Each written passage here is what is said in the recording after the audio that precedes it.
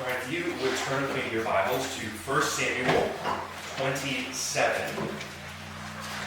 We are going to do chapters 27 and 28 tonight. And that's not as long as it seems. 27 is a relatively short chapter, and 28 is a medium-sized chapter in the grand scope of 1 Samuel. So the reading should go fairly quickly. But as we're turning there, and as we are preparing ourselves for the reading of God's Word, I want you to be on the lookout for just one thing. Okay? One thing that I want to ask you about when we wrap up the reading together, and before I try to explain some of these details for you. And that is, I want you to pay attention to the contrast of 27 and 28 between Saul and David. Okay? That's a pretty straightforward ask. It's a pretty common thing in 1 Samuel, and something that you can be thinking about previous things we've heard about, as Saul and David are contrasted with each other. But they're contrasted both broadly in 1 Samuel and specifically in these chapters with one another. And with that one thing to look for in the reading, I would invite you to stand and join me to read God's Word. 1 Samuel 27. Then David said in his heart, "Now I shall perish one day by the hand of Saul. There is nothing better for me than that I should escape to the land of the Philistines. Then Saul will despair of seeking me any longer within the borders of Israel, and I shall escape out of his hand." So David arose and went over, and he and 600 men were with him to Achish, the son of Maoch, king of Gath. And David lived with Achish at Gath, he and his men, every man with his household. And David with his 2 wives, Ahinoam of Jezreel, and Abigail of Carmel, Nabal's widow. And when it was told Saul that David had fled to Gath, he no longer saw him. Then David said to Achish, "If I have found favor in your eyes, let a place be given to me in one of the country towns, that I may dwell there. For why should your servant dwell in the royal city with you?" So that day Achish gave him Ziklag, and therefore Ziklag has belonged to the kings of Judah to this day. And the number of the days that David lived in the country of the Philistines was a year and 4 months. Now David and his men went up and made raids against the Gershites, the Girzites, and the Amalekites. For these were the inhabitants of the land from old, as far as Shur to the land of Egypt. And David would strike the land and would leave neither man nor woman alive, but would take away the sheep, the oxen, the donkeys, the camels, and the garments, and come back to Achish. And when Achish asked, "Why? Where have you made a raid today?" David would say, "Against the Negev of Judah, or against the Negev of the Jerahmeelites, or against the Negev of the Kenites." And David would leave neither man nor woman alive to bring news to Gath, thinking, lest they should tell about us and say, "So David has done." Such was his custom all the while he lived in the country of the Philistines. And Achish trusted David, thinking, "He has made himself an utter stench to his people Israel. Therefore, he shall always be our servant." And in those days, the Philistines gathered their forces for war to fight against Israel. And Achish said to David, "Understand that you and your men are to go out with me in the army."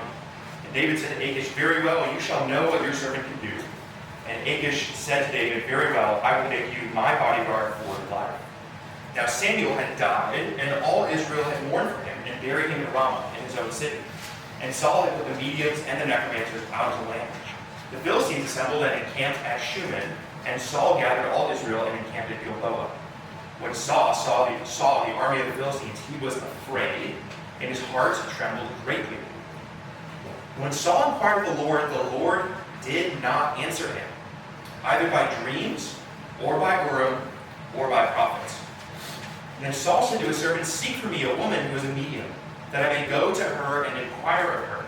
And his servant said to him, "Behold, there is a medium at Endor." So Saul disguised himself and put on other garments and went, he and the 2 men with him. And they came to the woman by night, and he said, "Divine for me a spirit, and bring up for me whomever I shall name you." The woman said to him, "Surely you know what Saul has done, how he has cut off the mediums and the necromancers from the land. Why then are you laying a trap for my life to bring about my death?" But Saul swore to her by the Lord, "As the Lord lives, no punishment shall come upon you for this thing." And then the woman said, "Whom shall I bring up for you?" And he said, "Bring up Samuel for me." When the woman saw Samuel, she cried out with a loud voice. And the woman said to Saul, "Why have you deceived me? You are Saul." The king said to her, "Do not be afraid. What do you see?" And the woman said to Saul, "I see a god coming up out of the earth." And he said to her, what is its appearance? What is his appearance? And she said, an old man is coming up, and he is wrapped in a robe. And Saul knew that it was Samuel, and he bowed with his face to the ground and gave homage. Then Samuel said to Saul, why have you disturbed me for bringing me up? And Saul answered, I am in great distress, for the Philistines are warring against me, and God has turned away from me and answers me no more, neither by prophets nor by dreams. Therefore, I have summoned you to tell me what I shall do. And Samuel said, why then do you ask me, since the Lord has turned away from you and become your enemy? The Lord has done to you as he spoke of by me.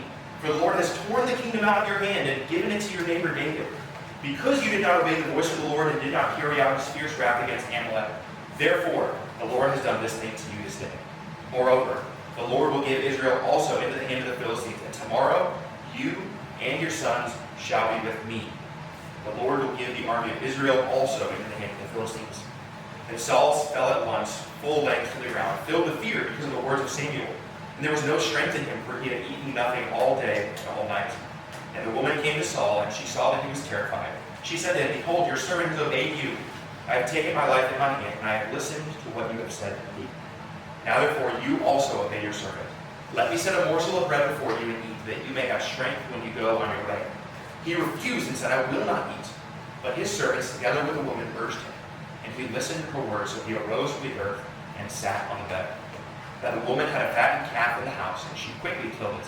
And she took flour and kneaded it and baked unleavened bread of it. And she put it before Saul and his servants, and they ate. And then they rose and went away that night. This is the word of the Lord. Thanks be to God. So as I gave you some introduction to that text, what are some of those contrasts between Saul and David that you might have noticed, just between those two chapters, or maybe a contrast that you saw from the broader narrative of 1 Samuel, contrasting between Saul and David? What did you notice?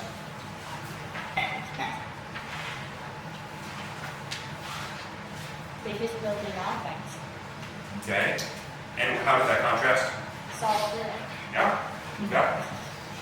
David kills the Amalekites, Saul doesn't, and in chapter 28, it is specifically pointed out that is why the kingdom was torn from Saul, because he did not kill Amalek, as the Lord told him to. Quite striking, is it not? Okay, give me one other example of a contrast that you saw. Just one other contrast. When David inquired of the Lord answered him right away, but the Lord was just completely silent towards Saul. Right? Right?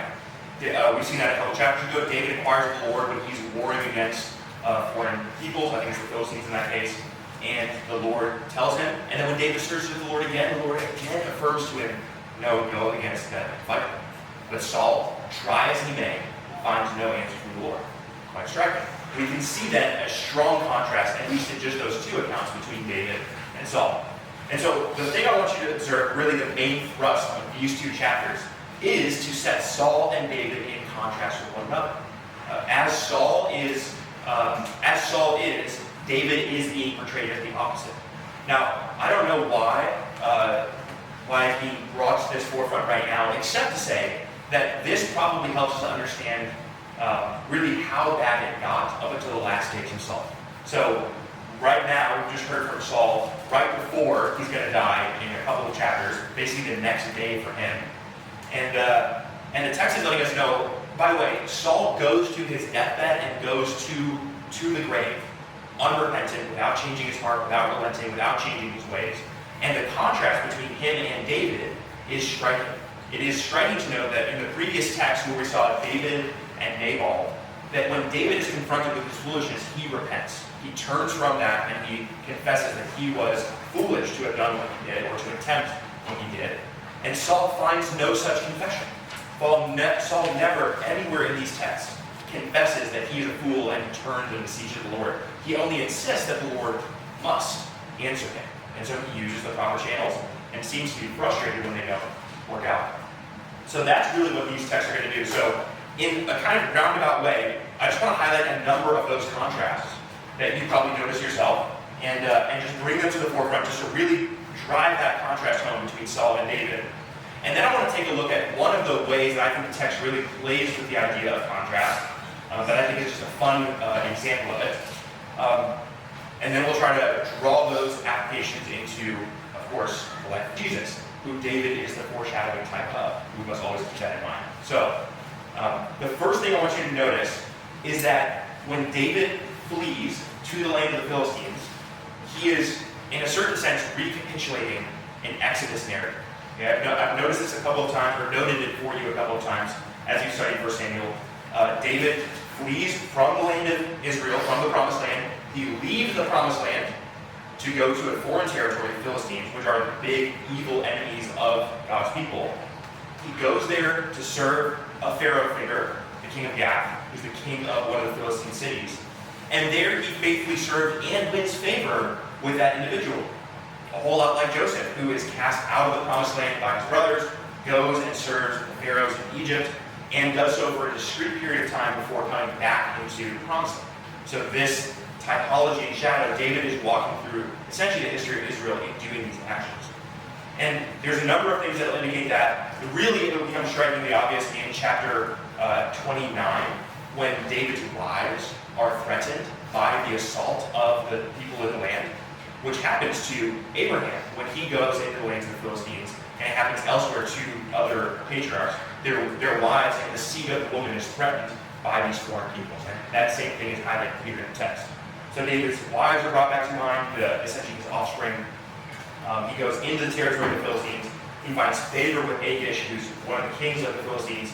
He's given a place in the land of the Philistines, which is a whole lot like how Israel is given a place in the land of the Philistines, a certain territory, not in the Promised Land and not in the Egyptian territory, but they're given it outside of the Egyptian camp, and that's where they kind of hide out in the meantime. And so he gets Ziklag, the city, and he dwells there for a time. And so there's a little bit of typology going on here in the text, which is not new to 1 Samuel, and of course it's not new to the New Testament, because Christ fulfills many of these types by recapitulating Israel's history as well, and following the same pattern of exile and return in conquest. Now to a number of contrasts. The first one that you may or may not have noticed is right at the end of the medium episode. So I'm going to do these in kind of haphazard order, but I want to do them in the way where we're kind of building to the main point. Okay?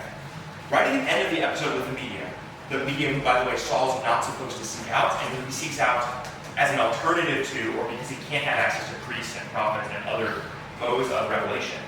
What happens at the end of that episode? But Saul is famished and then fed by the witch, which is in contrast to David in an earlier chapter, where David flees from the persecution of Saul, finds rest in a territory held by the priests, and is then in his famished state fed by the priests from the holy bread. And Saul, by sharp contrast, is provided and nourished not by priests, but by a witch who feeds him and essentially nurses him back to health. And I think it's a striking image. Like, why include these details about Saul passing out and getting bread, and why mention that it's unleavened bread and all this stuff? Except that I think it's highlighting some of these contrasts in the text. And of course, as we're reading it, we're looking for these kinds of details to be included, because why would the author include such a detail? So that's one of those contrasts, a minor one, but one that I think is nevertheless helpful for seeing some of those back and forth. The second one is one that was already noted, is David, one of the peoples he makes war on is the Amalekites. So he goes in war against the Gerishites, the Gerasites, and the Amalekites. The Amalekites, of course, who are the people Saul was supposed to have dealt with in an earlier text, 1 Samuel 15, of which he disobeys God. And that disobedience is what is highlighted by Samuel again in chapter 28. So in chapter 28, verse 18, it's because you did not obey the voice of the Lord and did not carry out his fierce wrath against Amalek. Therefore, the Lord has done this thing to you this day. So David is dealing with the Amalekites in the way that Saul should have. Now you'll notice David also spares the animals, probably to provide for his men. And so it's not a perfect example of fulfilling the obedience that Saul did not fulfill, but he doesn't leave any persons alive, so they can't cinch him out. And typologically, that's one of the problems with Saul. He left the king of Amalek alive when he was going up against the Amalekites. And so David does not fall in the way that Saul does, and that's another one of these contrasts. And then another contrast, of course, that we observe is how David has access to the revelation of God. God can speak to David and tell him. And actually, David said at the end of chapter 26 that he's entrusting himself into the providential hand of God, and then he flees out of the land, but essentially with God out of the land. Whereas Saul is in the land without God. And of course, there's no real promise in the promised land. There's nothing magical about the dirt itself. It's that God has promised to give this land to his people and to dwell with them there. That is the significant gift. And so what good is it for Saul to have the kingdom and to be the king of Israel and to live in the promised land and to command the armies of Israel when the God of Israel is not blessing him, is not with him, and he has rejected obedience to that God? Whereas David, by contrast, has none of the above things that Saul has, but has actually the only thing that counts, the God of Israel, as the one who's out, looking out for him and caring for him and providing for him and speaking towards him as a means of that provision. David, of course, has the priests. Saul has a witch. I've mentioned that already. And so there's a number of contrasts. Now, the central contrast that I want you to draw your attention to is the one that I titled the study tonight, is the contrast of deception. Now, you might have asked yourself the question, why does David lie to the king of Gath? And is it sinful for David to lie to the king of Gath? Of course, we can understand why he does it. He's trying to save his own hide, right? He's living in Philistine territory, and he's pretending to fight against the Israelites, and he's hoping the king of Gath doesn't catch him in the act, so that he can keep on doing what he's doing and keep both having his cake and eating it too. Living with the enemies of God's people in the land, but also pretending like he's fighting God's people while protecting God's people by eradicating some of the other enemy groups from the land. So he's trying to have the best of both worlds. And what he's using that whole time is deception. So the king of Gath, the person who is essentially in charge of the view of David in that territory, thinks that David is sinning against God, against Israel's God, and against the people of Israel. But of course, that's not what David's doing. He's pretending to be wicked while actually acting righteously. And by contrast, Saul is pretending to act righteously before Israel and before the public-facing eye, while of course himself acting wickedly. So there's a note here in the text. So I'm not going to summarize the David account with Achish. It's fairly obvious. He pretends to be killing Israelites while he's not doing that. And he leaves it ambiguous on purpose so that he will be misunderstood. Now notice what the text says in chapter 28, verse 3. Samuel had died, all Israel had mourned for him, buried him in Ramah in his own city, and maybe as a response to Samuel's death, or in some solidarity with it, Saul had put the mediums and the necromancers out of the land. Maybe, I'm not saying this is what happened, I'm saying maybe is the case, that Samuel, that prophet who predicted bad things about Saul, passed away, and Saul takes this as an opportunity to commemorate and to seem as though he and Samuel got along. And one of the things he does in that solidarity is by enacting something righteous, like kicking all the mediums out of the land and doing away with this false pagan worship, maybe in light of Samuel's death. So that, Samuel's dead, he can't, double down and say, but the kingdom's still gone from Saul. Maybe Saul's trying to curry favor in his direction. Nevertheless, it was a public-facing decision. Everyone knows you can't find a medium, they have been kicked out of the land, and Saul has made that a well-known public decree. But of course, he does that publicly. And then when it comes to his own desperation of not being able to access God, he knows how to get access to a medium. Right? He knows which of his men to ask. It should be worth also noting that the men that he associates with know where to find a medium. This is kind of like, if someone knows how to find, a prostitute or drugs, there's a reason they know those kinds of things, right? And so when Saul asks his men, hey, can you go find me a medium? There's a reason they know how to do that, which is probably they're running in circles where that kind of thing is accessed. So they don't have to like dig up things in a crazy way. They seek out the woman, they find her. He disguises himself and goes in to see this woman. So the whole time he's using deception to maintain a righteous public reputation while seeking out a medium. And by contrast, David is using deception to appear unrighteous in every way, but preserving the integrity and the protection of Israel itself. And so deception is a strong contrast between the two. One faces or mocks to be righteous while actually being wicked, and the other one pretends to be wicked while actually acting righteously. And it's quite striking. And of course, the culmination of that is this scene with the medium and Saul and Samuel together. And I'll just make one note on this, because it's not the main point of the text. But I think everything the text says here is how it went down. Okay, the narrator never tells us that this is not Samuel. Saul treats it as though it's Samuel. The witch treats it as though it's Samuel. The narrator says Samuel said, and then gives dialogue to this person. So I don't think it's the case that this is some demon pretending to be Samuel or pretending to act as though they are Samuel. And it's Samuel in every way. It's the same message. The text attributes the words of Samuel to this person, and he tells us the exact same thing Samuel would have told us, right, if we were imagining this to be so.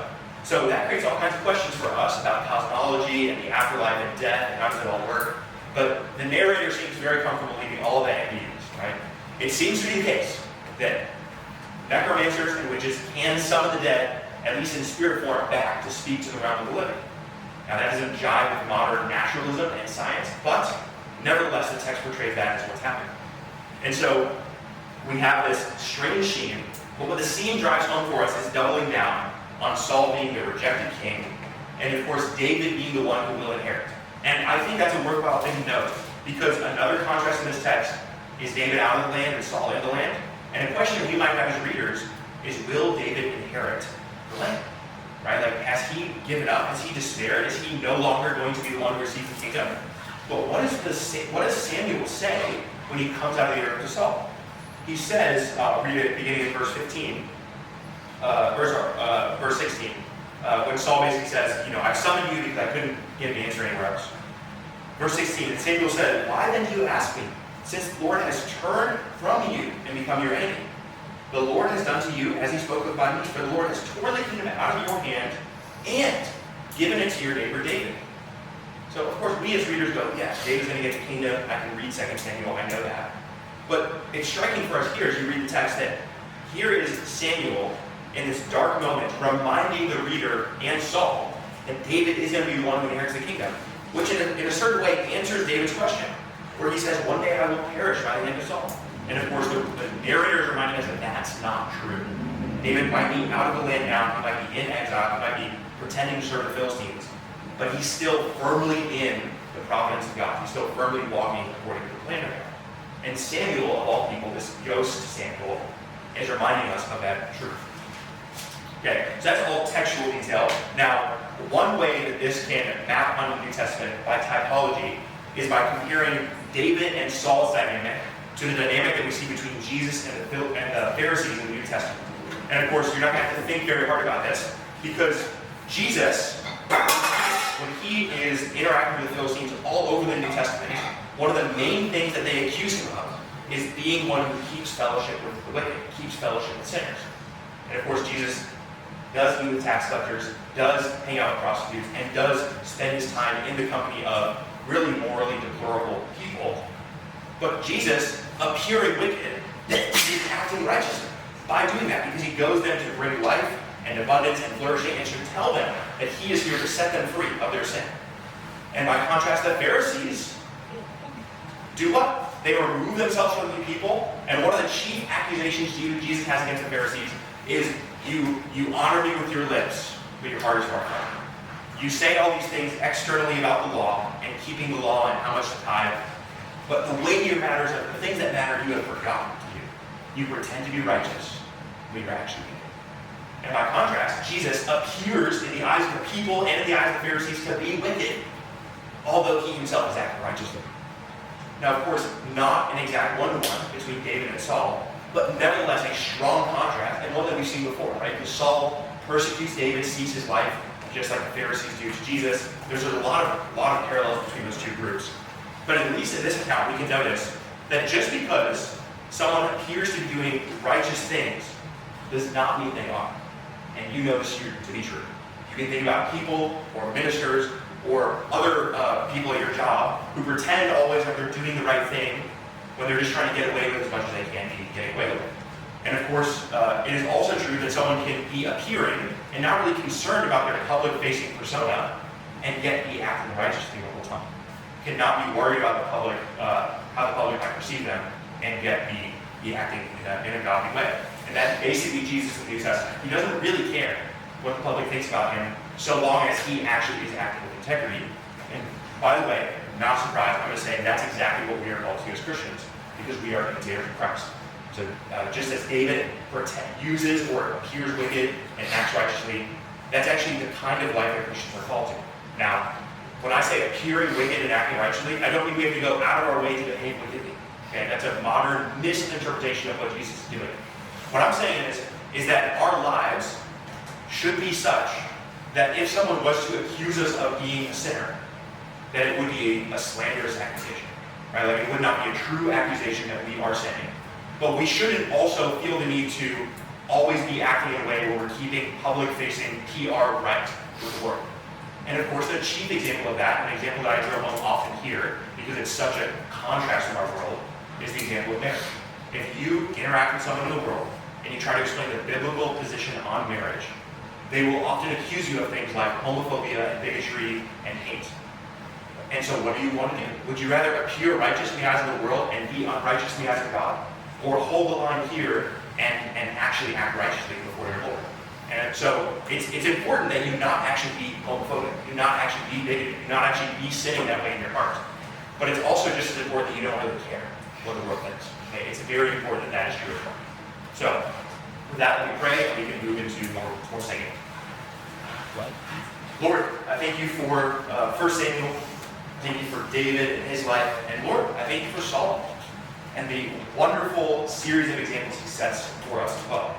How he serves as a warning and an example of what we are also prone to do, to forget you, to ignore your voice, and to pretend and phone it in, pretending to be righteous and yet being wicked in our actions.